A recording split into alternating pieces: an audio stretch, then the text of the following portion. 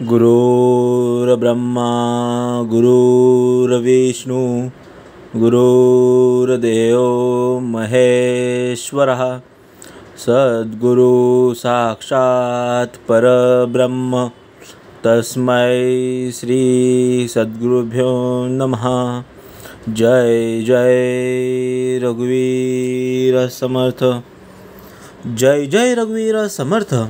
श्रीमद दास बोध दशक 12वा विवेक वैराग्य नाम। समास 5वा आत्मनिवेदन नाम।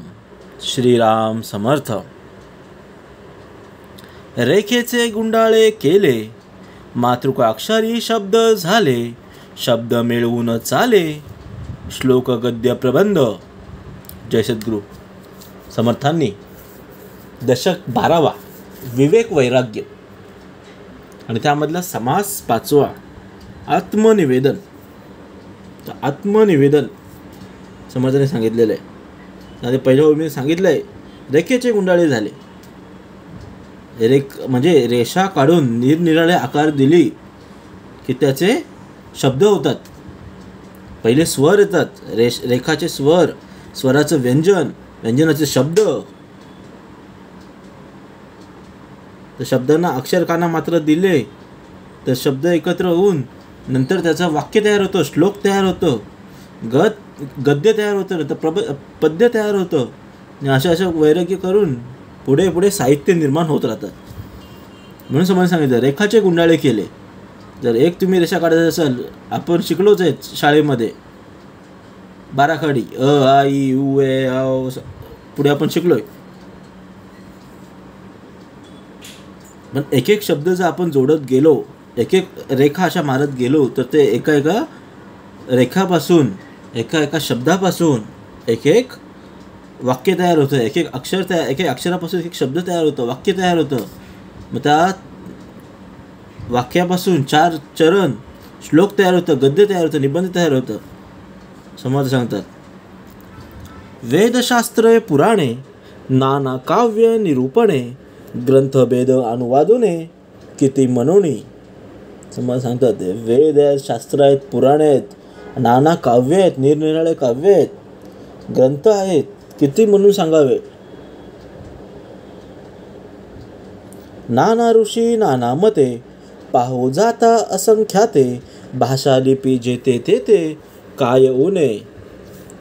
अनेक ऋषी आहेत, समजतात अनेक ऋषी आहेत, अनेक त्यांची मतं सुद्धा आहेत, ती सांगता येणे पण शक्य नाही आहे। जेथे जेथे भाषा आहे तेथे ते लिपी आहे। तर भाषा कोणते, मराठी असेल, संस्कृत असेल तर देवनागरी, दुसऱ्या कुठल्या भाषा असतील तर त्यांच्या ब्रह्मी लिपी, खारोशी लिपी, अरबी लिपी, कन्नडा लिपी, पानिनी लिपी, अशा अलग अलग लिपीज आहेत। जशा जशा भाषा आहेत त्याच्या तशा त्यांच्या लिपी आहेत।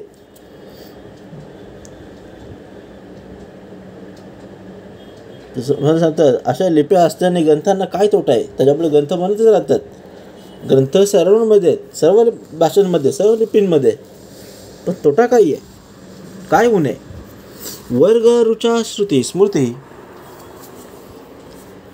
आधे स्वर्ग स्तब्धक जाती प्रसंगे माने समास पोथी बहुधा नामे।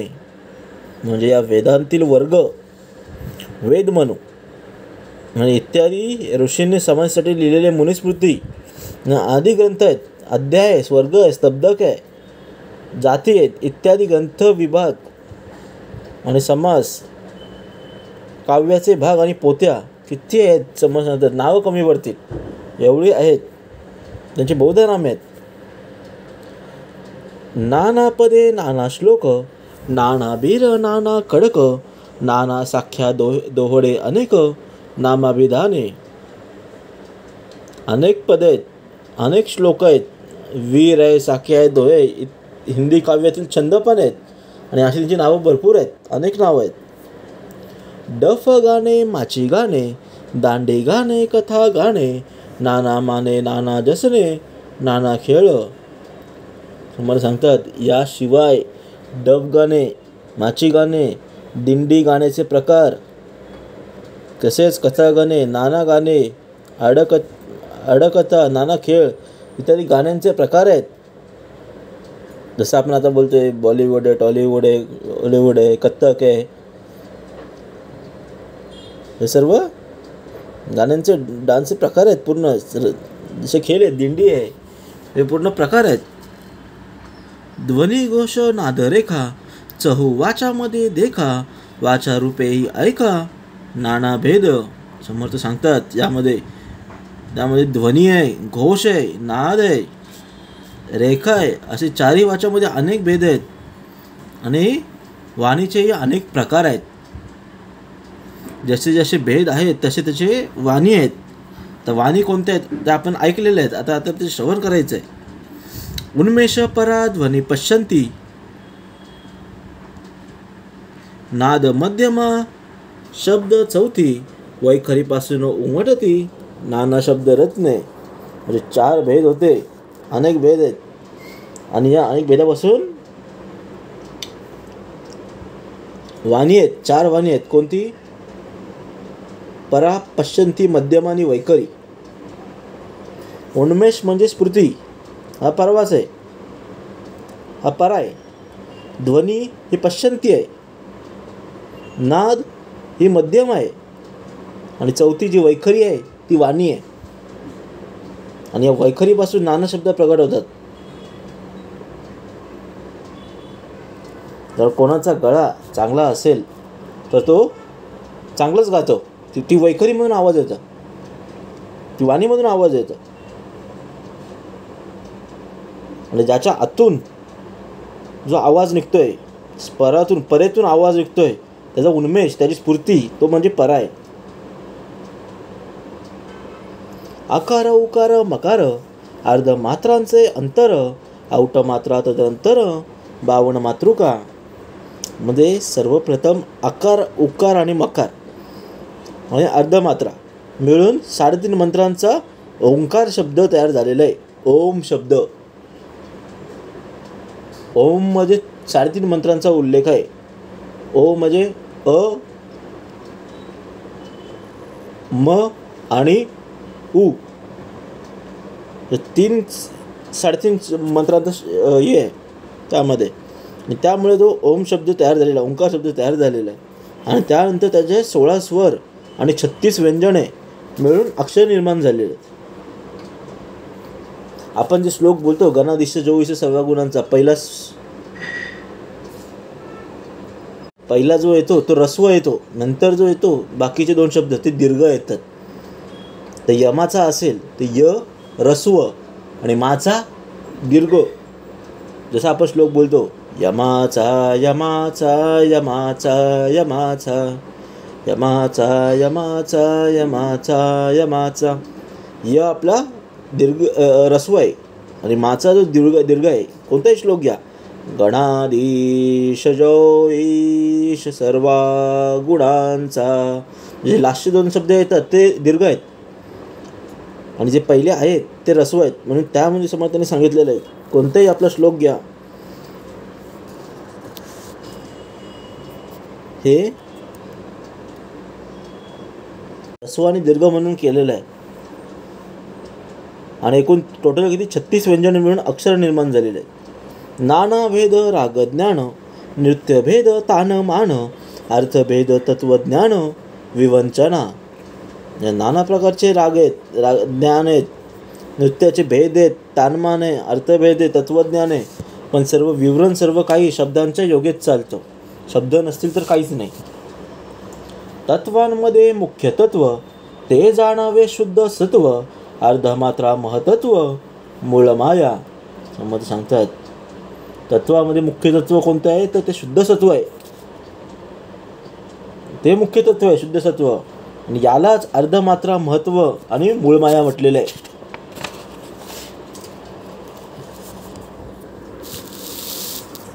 नाना तत्वे लहान थोर, मिळवणे अष्टधी शरीर, अष्टधा प्रकृतीचे थोर निघून जाते. म्हणजे नाना लहान थोर तत्वांच्या कमी अधिक मिश्रणाने 8 देह निर्माण होतात. 4 पिंडांचे, 4 परब्रह्माचे आणि पंचमहाभूते आणि त्रिगुण पृथ्वी, आप, तेज, वायू, आकाश आणि त्रिगुण सत्व, रज आणि तम, यामुळे हे सर्वदा मिळून अष्टधा प्रकृती बनलेली आहे. आणि तिच्यामुळे ते चंचल वायू असते ती निघून जाते. वारे नसता जे गगन, तैसे परब्रह्म सघन, अष्टदेहाचे निरशन, करुणा पहावे. म्हणजे चंचल वायू लय पावल्यावर जसं गगन शिल्लक राहते, ढग शिल्लक राहते, तसं परब्रह्म आहे, सर्वत्र कोंडाटलेलं आहे. साधन परब्रह्म आहे, सर्वत्र कोंडाटलेलं आहे. आठही देहांचा निराश करून त्याचा निश्चल परब्रह्म अनुभवाने जाणावा. ब्रह्मांड पिंड भार, पिंड ब्रह्मांड संवार, दोही वेगळे सारासार, विमल ब्रह्म. म्हणजे ब्रह्मांडापासून पिंडापर्यंत उभारणी आणि पिंडापासून ब्रह्मांड संवारणी ही कशी होती ती आपली जाणून घ्यायची. म्हणून सारासार विवेकाने या दोही वेगळे जे विमल ब्रह्म आहे त्यांचा बोध होतो. पदार्थ जड आत्मा चंचळ, विमल ब्रह्म ते निश्चळ, विवरण विरे तत्काळ, तद्रूप होय. म्हणजे सर्व दृश्य पदार्थ जड असतात, अंतरात्मा चंचळ आहे, फक्त विमल ब्रह्म तेवढं निश्चळ आहे.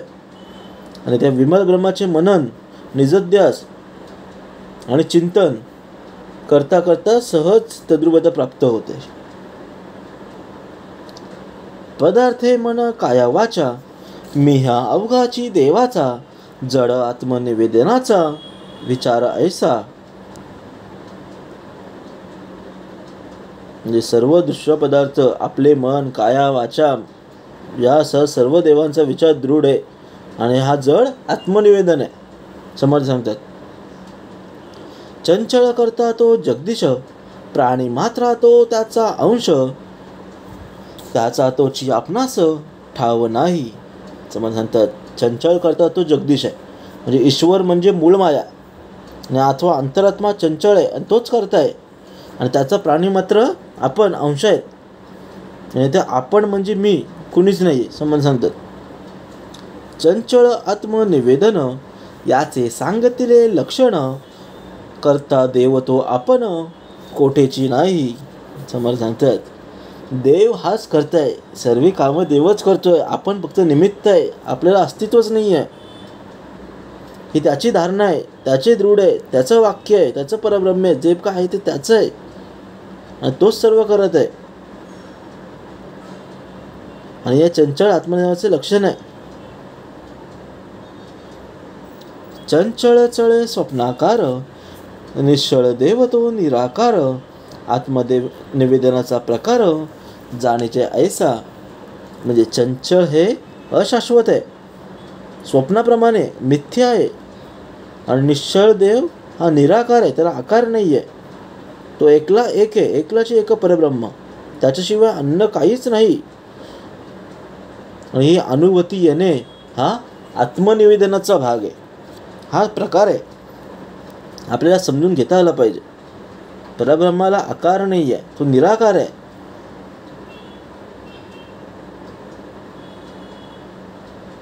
ठावची नाही चंचळाचा, ते ते आधी आपण कैसा, निश्चळ आत्मनिवेदनाचा विवेक कैसा. जेथे चंचळाचा म्हणजे मूळ मायेचा पत्ता नाही, तेथे आपण अस्तित्व म्हणून राहिलेच कसं, हा विचार दृढ आहे. आणि निश्चळ हा आत्मज्ञानाचा विवेक आहे. तेही प्रकारे आपण नाही नाही तुझे पण, आपण नसता मी पण नाहीच कोठे. समोर सांगतात, तीही प्रकारे आपण म्हणजे याप्रमाणे तिन्ही प्रकारच्या आत्मनिवेदनात मी पण म्हणजे आपण हा शिल्लक उरत नसल्याने तेथे दुजेपण म्हणजे वेगळेपणा उरत नाही. समोर सांगतात, या आपणच नाही तर मी पण तर कुठे असणार. पाहता पाहता अनुमानले, कळता कळता कळू आले, पाहता अवघ्याची निवांत झाले, बोलता आता. पाहता पाहता अनुमानले, कळता कळता कळू आले, पाहता अवघ्याची निवांत झाले, बोलणे आता.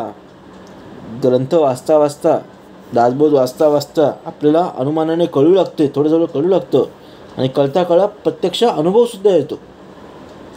आणि याप्रमाणे आपण जर शोध घेतला तर सर्व केवळ निवांत निश्चळ परब्रह्मच राहिलेलं आहे. आणि तेव्हा आता बोलण्यासारखं काही राहिलेलंच नाही आहे, समर्थ सांगतात. म्हणून पाहता पाहता अनुमान आले आणि कळता कळता कळव आले. पाहता उगेची निवांत झाले बोलणे आता. इति श्रीदासबोधे गुरुशिष्य संवादे आत्मनिवेदन नाम समास 5वा. जय जय रघुवीर समर्थ.